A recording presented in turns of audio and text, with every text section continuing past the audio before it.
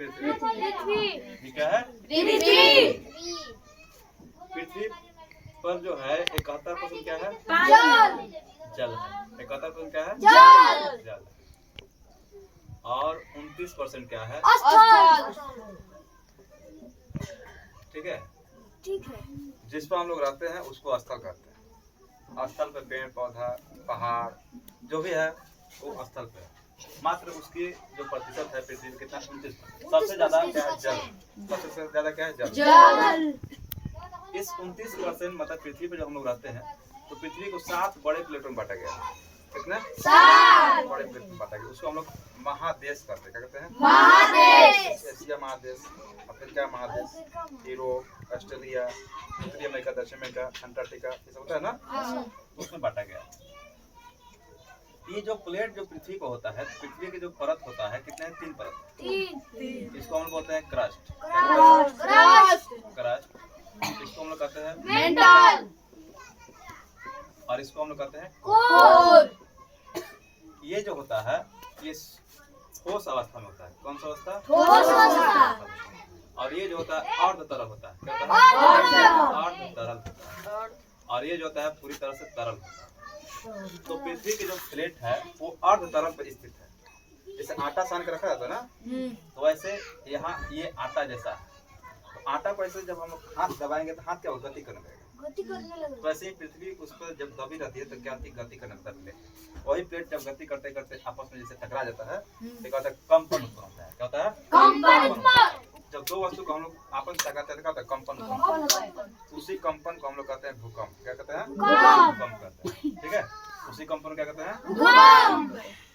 भूकंप जहाँ से शुरू होता है, जहाँ से स्टार्ट होता है भूकंप, तो उसको हम लोग कहते हैं फोकस। क्या कहते हैं? फोकस। क्या कहते हैं? फोकस। और जहाँ पर सबसे पहले टकराते हैं उसको बोलते हैं एपी सेंटर। क्या कहते हैं? AP centre. ठीक है। समझ आया भूकंप? अब देखो, जब भूकंप आता है तो भूकंप से 3 तरंग निकलती है। कितने तरंग निकलती है? 3 प्रकार की तरंग निकलती है। एक होती है पी तरंग, एक होता है एस तरंग और एक होता है एल तरंग। ये होता है पी तरंग, एस तरंग और ये एल तरंग। ठीक है।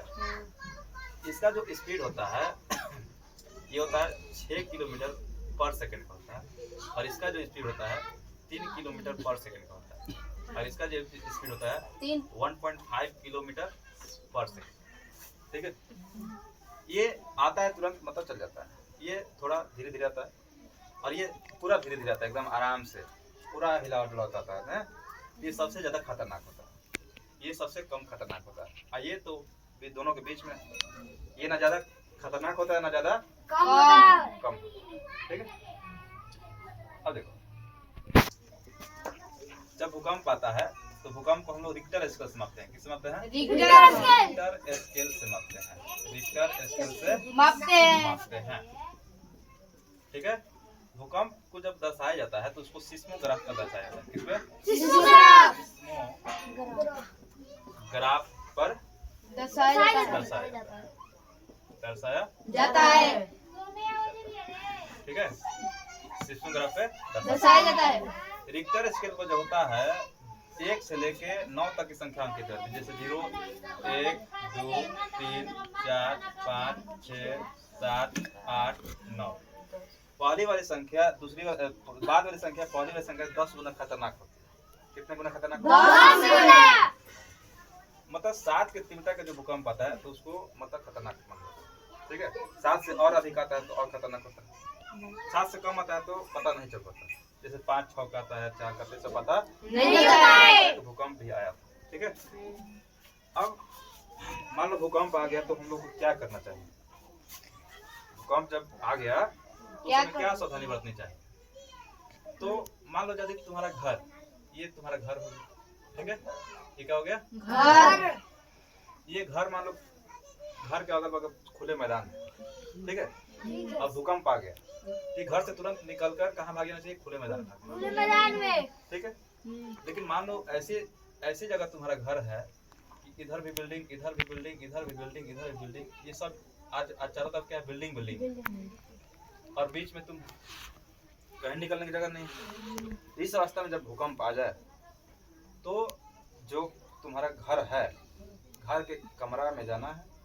जैसे हमारे कमरे में तुम हो तो कमरे के जो ये कोना जो होता है ना, इस कोनों को में जाके पकड़ लीजिए कोने में, ठीक है।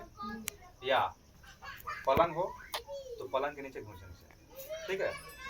मतलब इससे तुम बच सकता है। यदि ज्यादा आ गया पूरा घर में फंस जाएगा तो कहाँ से बच सकते। लेकिन इससे मान लो घर धंसता है तो घर धंसता है तो कभी भी कोना में जो होता है छत नहीं गिरता है, क्योंकि ऐसे छत गिरेगा तो कोनमा पे से अड़ जाएगा, ठीक है। यहाँ पे कोनमा में रहेगा तो आदमी बच सकता है। जैसे छत गिरा, जैसे मान लो ये गिरेगा तो ये नीचे ऐसा आएगा ना, दीवार रहेगा कोना तो यहाँ ये अड़ जाएगा, तो कोना में रहेगा वो नहीं अच्छी होगा, ठीक है। उसको मतलब वो बचने का चांस बहुत रहता है, ठीक है।